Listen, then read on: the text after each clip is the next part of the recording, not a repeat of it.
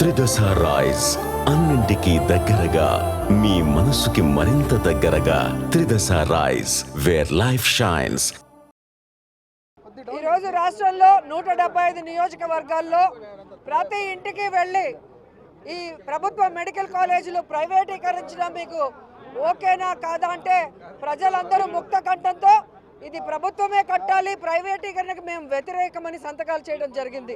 1 కోటి సంతకాల సేకరణ అని పేరుకు మాత్రమే 1 కోటికి పైగా 1,35,00,000 సంతకాలను ఈరోజు మనం సేకరించగలిగామంటే ఈ ప్రభుత్వం మీద ప్రజలు ఎంత వ్యతిరేకంగా ఉన్నారు, ఈ ప్రభుత్వ మెడికల్ కాలేజీలని ప్రైవేటీకరించడాన్ని ప్రజలు ఎలా వ్యతిరేకిస్తున్నారో ఇప్పటికైనా కూటమి ప్రభుత్వం స్పష్టంగా తెలుసుకోవాలని కూడా ఈ సందర్భంగా తెలియజేసుకుంటున్నాం.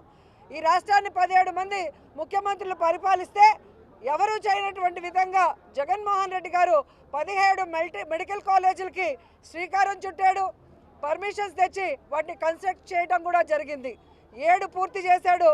మిగతా 10 పూర్తి చేయాల్సిన బాధ్యత కూటమి ప్రభుత్వం మీద ఉంటే ఈరోజు నాకు 40 ఏళ్ల సర్వీస్ ఉంది, నేను ఢిల్లీలో చక్రం తిప్పి హైదరాబాద్ కట్టానని చెప్పుకునే వ్యక్తి కనీసం 10 మెడికల్ కాలేజీలు కట్టలేకపోతున్నాడంటే ఎంత సిగ్గు చేయటో ఒకసారి మీ అందరూ కూడా ఆలోచించాలి.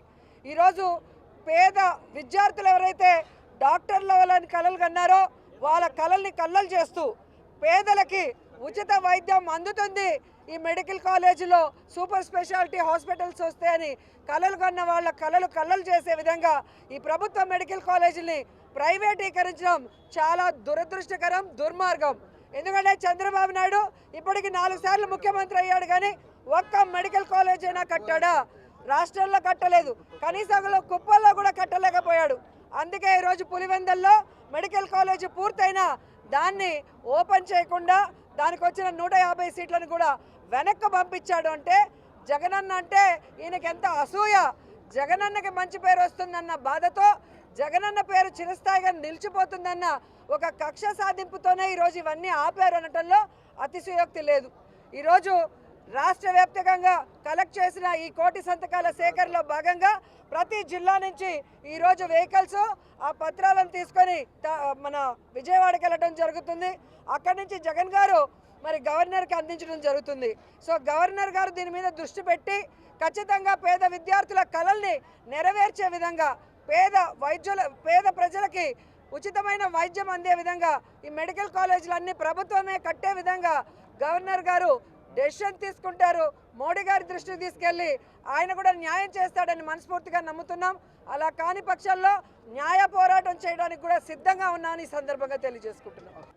జగన్మోహన్ రెడ్డి గారు గత 5 సంవత్సరాల్లో ముఖ్యమంత్రిగా ఉన్నప్పుడు గత ప్రభుత్వంలో ఏవైతే 17 మెడికల్ కాలేజీలు ఒకే సమయంలో మంజూరు చేశారో వాటిని కన్స్ట్రక్షన్ కూడా అన్నీ కూడా ప్రారంభించేదానికి కూడా అన్ని రకాల చర్యలు తీసుకున్నారు. ఆ విధంగా ఈ భారతదేశంలో ఏ ముఖ్యమంత్రి చేయని విధంగా అదొక చరిత్ర. అదేవిధంగా ఈ మెడికల్ కాలేజీలను ప్రైవేటీకరణ చేయాలనే దురుద్దేశం చంద్రబాబుకు ఏ విధంగా ఉందో దాని మీద ఉద్యమించే మన రాష్ట్ర ప్రజలది కూడా చరిత్ర ఇంకొక చరిత్ర అని చెప్పి నేను తెలియజేస్తున్నాను. ఎన్నెల్లుడు ఈ విధంగా లక్షలాది మంది ఈ ఉద్యమంలో పాల్గొంటూ ఉన్నారు రాష్ట్ర వ్యాప్తంగా. ఇంతకంటే పెద్ద ఉద్యమం ఎప్పుడు కూడా ఈ రాష్ట్రంలో ఏదో ప్రత్యేక ఆంధ్రాను లేదా సమైక్య ఆంధ్రాను ఆ ఉద్యమాలు తప్పితే ఇలాంటి పెద్ద ఉద్యమం ఎప్పుడు రాలేదు. ఇది తప్పనిసరిగా చంద్రబాబు నాయుడు ప్రభుత్వానికి తొలిమెట్టు పడిపోయేదానికి తప్పనిసరిగా అత్యంత ఘోరంగా చంద్రబాబు నాయుడు రాబోయే సార్వత్రిక ఎన్నికల్లో పరాజయం చెందుతాడని నేను భావిస్తూ ఉన్నాను. ఈ చంద్రబాబు నాయుడు ఏ విధంగా అయితే ఈ మెడికల్ కాలేజీలో అమ్ముకోవాలని చూస్తూ ఉన్నాడో పప్పులు బెల్లాలకు, అదేవిధంగా ఏదైతే ఇప్పటికే వందలాది కోట్ల విలువ చేసే భూములను ఎకరా 90 పైసలకే అమ్ముతూ ఉన్నాడు.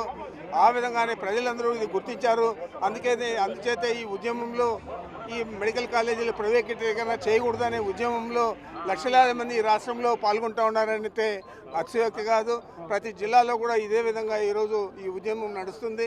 ఇదొక చరిత్ర అని చెప్పి ఏదైతే జగన్మోహన్ రెడ్డి గారు 17 మెడికల్ కాలేజీలు ఏకకాలంలో మంజూరు చేసి చరిత్ర సృష్టించాడో అదేవిధంగా ఈ ఉద్యమం కూడా ప్రైవేటీకరణకు వ్యతిరేకంగా ఉద్యమం కూడా ఇది ఒక చరిత్ర అని చెప్పి మీకు మనం చేస్తా ఉన్నాను.